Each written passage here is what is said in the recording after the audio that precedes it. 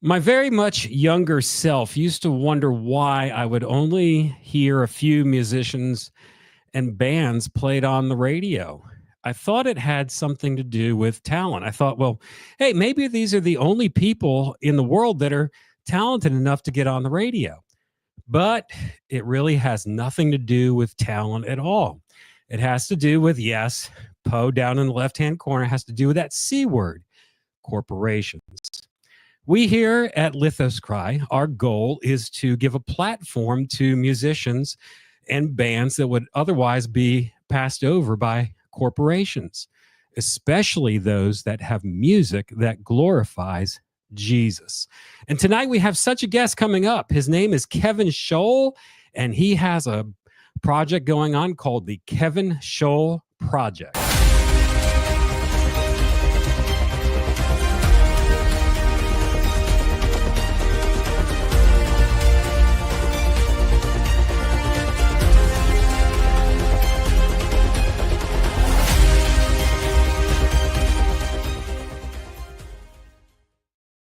And there he is. It's Kevin from the Kevin Scholl Project, all the way from California. Kevin, welcome to Raven's Heart. Hey, thanks, Glenn. I'm glad and blessed to be here. This is cool. Thank you so much for reaching out to us. It was a year ago that you reached out to us, and we finally were able to get you in the rotation. Hey, can you tell us a little bit about yourself, especially how you got into music? All right. Well, I am 61. I've been playing music for a long, long time. It started with singing when I was about 7. So like 1971, roughly. And then I started playing in the school band when we lived in Littleton, Colorado. Started on the snare drum, quickly changed to trumpet. We moved to Long Beach, California, November of 75. And I saw the inside of Elton John's Here and There album, the live album that came out in 76. There was a drum set, a jazz bass guitar, which I didn't pick, and there was a black Les Paul with 3 gold-plated pickups, and I went, I want to play that. So my dad, on the way, our family went to, it was either SeaWorld or Marineland, which is a long time ago. We were coming back from that, and we stopped at a music store, and he bought me my first acoustic. It was a Yamaha. Mm-hmm. I took a year of lessons, which taught me songs and chords, and the rest was just all God's blessing. That's how I got into it. I started playing in bands when I was about 13. And the rest, as they say, is history. Here I am. So it was that Elton John album that you saw, and you knew it right there. Yep. Absolutely. So how is it that you would describe your music? To me, it's very unique, and we're going to play a track in just a moment. But how would you describe the music that you make? Thank you that you like that. I'm glad, because that's my goal, is for people to hear and go, wow, that's really cool. Anyways, I'm a little nervous. Oh, that's okay. It's hard to nail it. I call it Christian rock generically. It's not CCM. I don't write worship tunes, though I have one that's kind of a worship tune.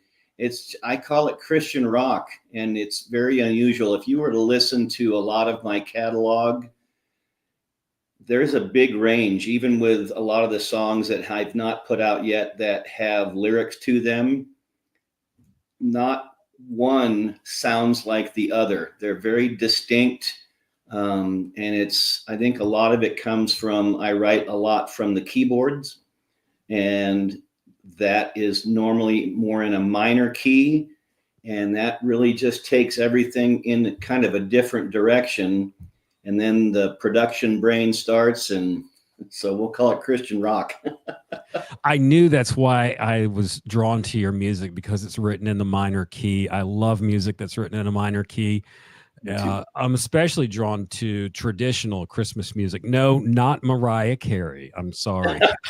But the traditional Christmas music, and most of that is written in E minor.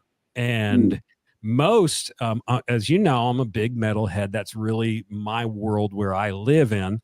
Right. Most of heavy metal is written in E minor as well, like Christmas music. I guess that's why the Trans-Siberian Orchestra does so well with with Christmas music and their twist on it. But yeah, your music is extremely unique. It's very different. There's no one song that sounds the same. Everything is different, and that's what I like about it. And one of the songs, it was one of your single tracks that really caught my ear. It's entitled Undone. It's very eerie. I like that aspect of it. Right. In the context of this song and what you're writing about, what does it mean to be undone? If you read the context of the description of the song, it was written during a time of deeper depression. I struggle with depression. And this was a deeper time over the last few years. And I jot down notes. I have a counselor, and I'll jot down notes. I'll text myself so that I can put down my thoughts if I don't have something to write on. And I wrote down or text to myself, I'm so tired, I can't scream. And I went, whoa. And my counselor said, you need to put that in a song. So I had this track going, popped on the microphone one day, and I'm so tired, I can't scream. And all the rest of those little lyrics, there's like 3 or 4 other lines that come after that. And it's the only lyric in the song, as you know. Yeah. But it all came right off the top of my head. God just gave me the words, and it was one and done. That's a really interesting story. Well, I think we are ready for some fresh tunage, something that you're not going to hear on the radio, but you're going to hear it right here on Raven's Heart. This is the Kevin Scholl Project, Undone.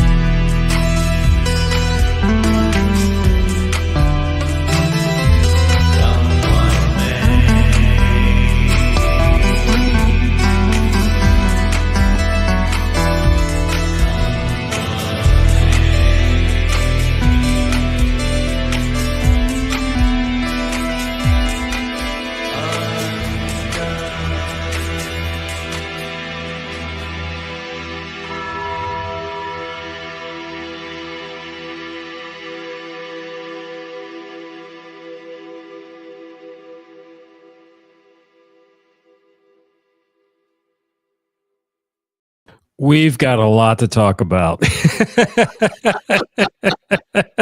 We have a lot to talk about. That song, I love the different layers of guitar that you have in that when you really dive into what's going on there and Thank you. take the time to listen to the music. You got several different things going on, but yet it's such a simple song, but very profound. And the word to best describe this song is contemplative. Or Mm, did I pronounce that right? I think so. Yeah. You think okay, if I got that wrong, somebody please let me know in the comments. Our comment lines are open this evening if you want to join the conversation with Kevin and I about his music. And when I listen to that song, it's very, to me, Pink Floyd-esque. Someone else has mentioned that a good friend of mine, Mark, up in Yep, Morro Bay, said has a kind of a it does. So here's the tone with question: that. was Pink Floyd really a rock band, or was it a jazz band? That's that's the question of the hour. I know that's been debated. You can put your thoughts in the comments below. Even if you're watching the replay, we'd love to hear from you on that. Yeah. And as I was thinking about this song this afternoon, I listened to it several more times, and as I was putting things together, and the Lord just kept speaking to me very clearly. Go to Isaiah chapter 6. Go to Isaiah 6. So I went to Isaiah 6 because I was thinking about this concept of being undone. And it's very interesting because when Isaiah in chapter 6, when he had the vision of the Lord, when he saw the Lord for who he was and all of his glory and all of his splendor when he was commissioned, this is Right. what Isaiah said in verse 5. He said, "Then I said, woe is me, for I am undone, because Mm, I am a man of unclean lips, and I dwell in the midst of a people of unclean lips, for mine eyes have seen the King, the Lord of hosts." That word undone in Hebrew is damah, and it means to perish. It means to silence. It means to actually destroy. So mm, Isaiah's idea of himself, all of his pretenses, the appearances that he tried to keep up, all faded away mm. when he saw the glory of the Lord. And when I'm listening to this song, this was a very contemplative time for Isaiah. And when I think of that word undone in terms of the Lord, it's a good place to be. Yeah. To come to that point where all of our defenses, all of our pretenses, and all of those things, they just fade away. And we Yep. see us for who we are, and we see him in his majesty for who he Indeed. is. And it's very interesting because the past couple weeks, I've been going back a little bit, and I've been listening. It had nothing to do with your song. It was actually pretty much before we decided we were going to do this particular track. I was going back and listening to Duran Duran's song "Come Undone." Mm, That came out in 1993, one of my favorite tracks, and I'm like, man, that is just keeping up appearances, pretenses blocks us from that intimacy with the Lord, and when we come undone, that's when he can actually begin to use us. So that's when I hear this song, that's what I think of. And right yeah, I'm on. sure Isaiah thought it was all a dream when he was looking at it, but realized that it wasn't a dream. So Mhm. many different levels here, man. Any other comments on this song? Well, first off, thanks for looking that up. I did not know that was in there, and I'm going to have to dig into that myself. That's a really cool parallel, if you will. Yeah. Great insight on that. So the song started on piano. I use PreSonus Studio One Artist, and inside they've got uh, an umbrella called Presence, and in there there's all kinds of instruments, and the keyboard stuff is just amazing. And it started from there, and then I laid the bass. There's probably 3 or 4 bass tracks going on in there. And in the second verse, after the chorus of Undone, you hear this Hmm. drone. That's my buddy Wade Odom, and he used an EBow. Do you know what an EBow is? I do not. What is an EBow? EBow is a little gizmo that you put on your finger. It's magnetic and it vibrates the strings at hundreds of miles an hour. I don't know, just super, super fast. And so you can just hold notes or harmonics, but you'll fret a note. And instead of picking really fast, it vibrates the string for you, creating that synthesizer drone sound. And Okay. he's dynamite at that and a lot of other things guitar wise. But he brought that song from where it was even up to another level.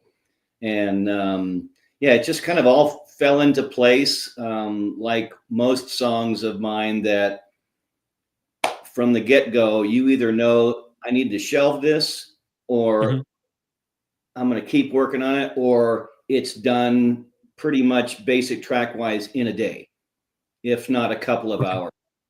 And Wow, that's, that's amazing. yeah, that's how the Lord often works through me with that. That is amazing. And a lot of your tracks, they're instrumental tracks. You have some vocal tracks, and we're going to get to one later. But instrumental is a very interesting world because we're so used to songs that have vocals, and the Mhm. vocals to many, it's very obvious what they're singing about in most instances because you hear the words. However, instrumental is very different. When you're writing an instrumental song, what's going on in your heart and your mind at that time that you're writing the song? What are you trying to express? Where are you taking us in these instrumentals? It's easy. Most of them are easy. I just start to play. Oftentimes I will turn on my DAW, the digital audio workstation, Okay. and I'll say, I'm going to write something right now. So I go in with the intention that I want to write something, and I just start noodling. And I do that on my guitar, my bass, and obviously the keys. And within seconds, something starts to come out, and it's like either, nah, I'm going to keep going, or wow, I like this. And I don't want to say there's no emotion going on. I don't normally think of it during the moment. I'm Okay. just I'm hearing things. Ever since I started recording with PreSonus back in early 2020, I had never worked on a DAW before. It was always on a hard drive machine with 8 sliders from Tascam. Anyways, when I started that, I started hearing music like a producer, thinking, oh, I hear this drum part here, or we're going to have a rest right before the end of the second chorus, before the next portion comes in. And it just kind of flows. And then when I start laying bass tracks in, I'm an untrained player. I can't read a note, a lick of music. I wish I would have kept going years ago, because I'd be in a lot different place right now. But regardless of that, I hear things. So I'll just start to play along, and I record it, and I do some edits. And pretty soon I've stacked all these instruments, and it turns into this epic, wonderful thing recorded.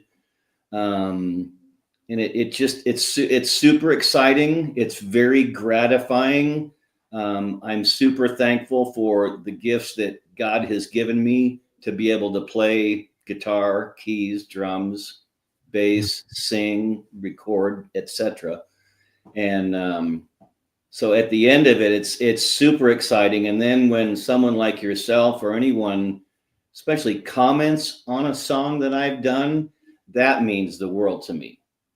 That means the world. But during the writing process, the big emotion is just excitement. It's excitement. And it's different when lyrics come in, because then you're in a whole different realm. So when you say that you hear the music and you just start playing along, do you hear it in your head? Do you audibly hear it? Is it something that you just feel welling up inside of you? Can you explain that a little bit more? Good question. Well, not knowing my fretboard as I should, and not being able to read music, I have to, if I was up around the 12th fret, I'd have to go, oh, that's a C something, or that's an A.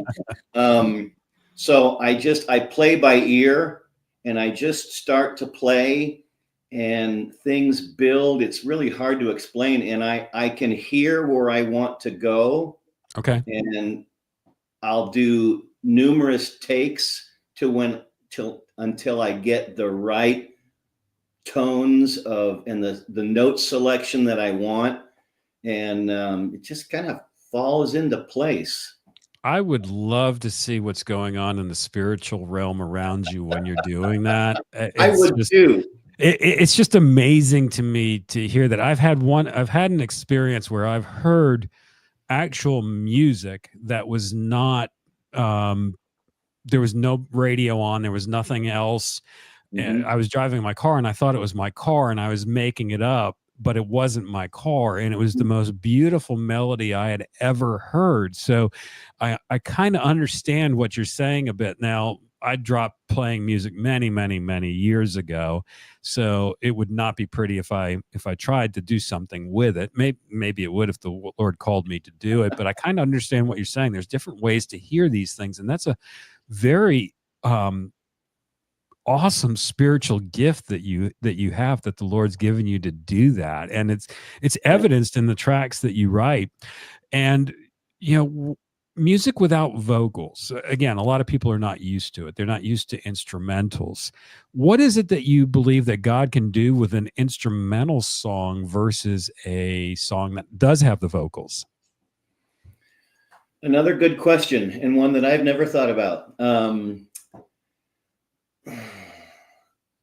My hope, especially with the lyrics, but even without, is that when someone is listening to something that I've written, it would bring them to a contemplative place of maybe, why am I here? Man, this sounds good. It's really relaxed me, knowing that I'm a Christian artist and all my lyrics are basically wrapped around my life, what I've gone through, the Lord, biblical views of my biblical views on life and the world. And my hope is that somehow there will be a connection, or maybe God would put something on their heart. God would draw someone into their life that would share Jesus with them, and that eventually they would come to know who Jesus is and, accept him into their life. I think one of the things that it does, as I was thinking about it myself, is it leaves room for the Spirit to move, to speak individually to Yes. people. Notes and melodies. Yeah. Those can speak very, very loudly to people. The tempo of a song can convey a message. The Right. loudness, the softness can convey a message, and Yep. it just leaves it more open, I really believe, for God to work individually with a person than, okay, well, these are the words, and this is what this is about, so this is what you need to think about. Right. But then again, too, 80% of people that listen to music don't listen to the words anyway. So they've actually found that out. So that just shows how important that the instrumentals are. Hey, we've got to take a quick break for our Christian metal group, Metal Minute, with Jimmy Soros. We'll be right back.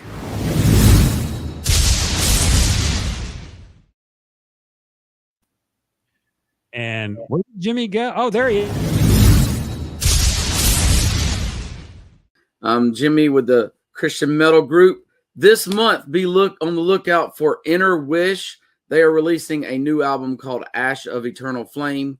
The band Take is releasing Time Bomb. Opus Ira is releasing Into the Endless Night. Van Zant, yes, from Johnny Van Zant and Ronnie Van Zant, those brothers. One of them is releasing Always Look Up. It's a fantastic Southern rock album. I've already got it on vinyl. Anti-Demon is releasing Convergence. Within Silence is coming out either the end of the year or the first of next year with the Eclipse of the Worlds. And then just be on the lookout for this new music coming. Earth Groans, No More Death, Firefighter, Collapse Revive, False Star, Intercessor, Martyr Shrine, 13 Minutes, and Then It Ends. For all your updated music you want to check out, go to christianmetalgroup.com. Thank you, Jimmy. We appreciate that. Wow, the Van Zants. Who would have ever thought they'd be putting out Christian rock? I saw that. God is doing some amazing things in these times that we're living in right now. We're finding God working through people that would seem to be very unlikely vessels, like the Van Zants and some other artists that we've talked about on this show. And that's because God is pouring out his Spirit upon all flesh right Yep. now. So, Kevin, back to the Kevin Scholl Project. You also have an EP that you released not too long ago, in addition to your singles. Can you tell us about this EP? Yeah, it's called Break Free. I'm currently working on putting the CD out much later, but the funds and everything weren't there at the time, but it is what it is. There's 4 songs on it. Break Free, Just a Fool, Who's Been Saved by the Cross, I Stand With You, and the instrumental Dancing at Midnight, which is one of my absolute favorites. So quickly in 2017, I started to revamp my music career. I was looking to start to playing out live. I was going to do some acoustic rock stuff. I like all the yacht rock and all that. And that slowly turned into me starting to write a little bit more. And in 2020, just prior to COVID, I got my first DAW and started to record. And then God opened the floodgates, and I've written probably a good 20 songs at least, if not more, that are most of them complete and the best music that I've ever written in my life. Oh, that's exciting. That is exciting. Yeah. Wow. So, the 4 songs on there all glorify the Lord. All my lyrics, save a few here or there love songs from a long time ago, are all about what God has done in my life, the struggles that I have, how he rescued me, how he saved me, how he changed my life in a radical way. I believe I was radically saved. And so it's all glory to him. And I'm just blessed to be able to do what I do. We're going to close out this evening with the title track from that EP entitled Break Free.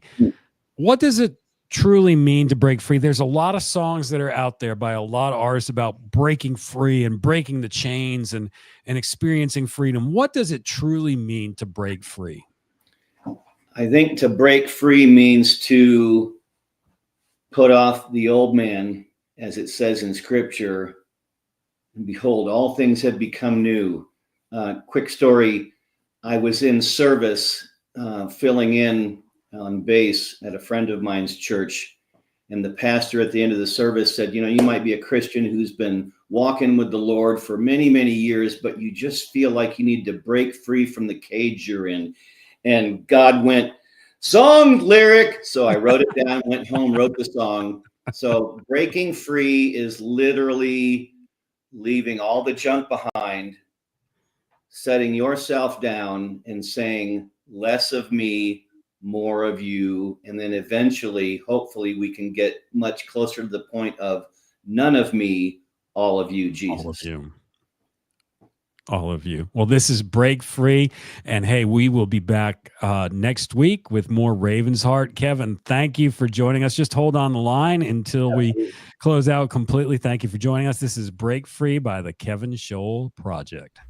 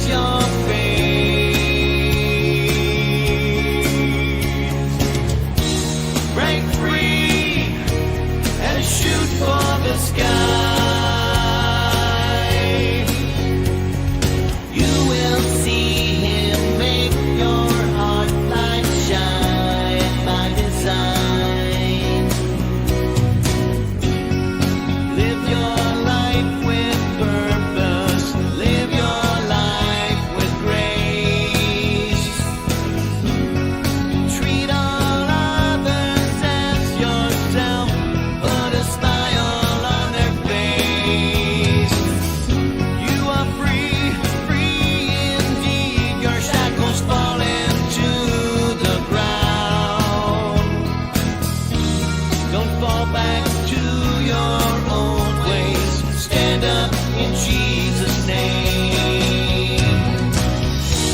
Break free from this cage that holds you captive, then restrains your fate.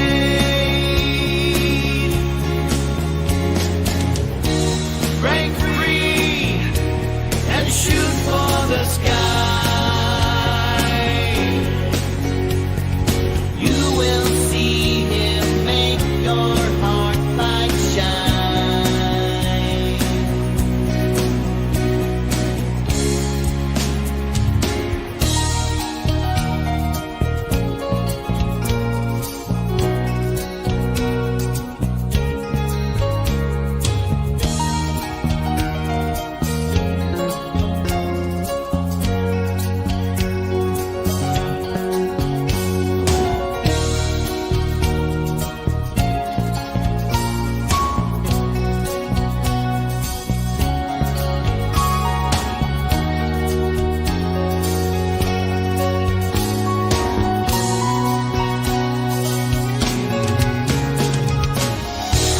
Break free from this cage that holds you captive, then restrains your fate.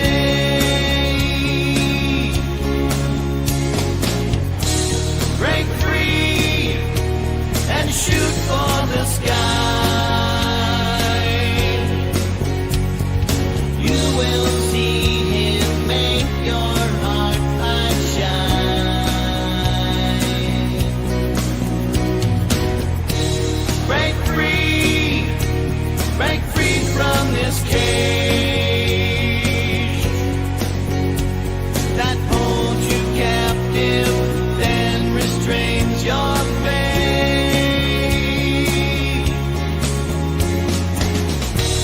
Break free and shoot for the sky.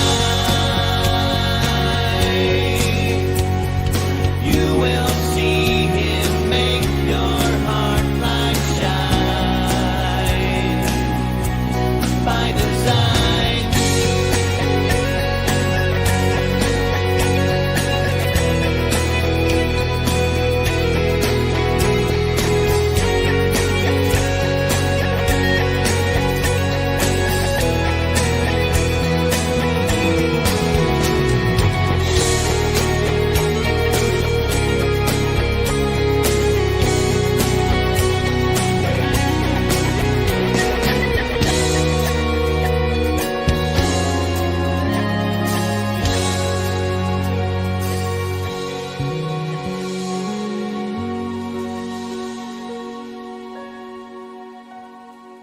Lithoscry.com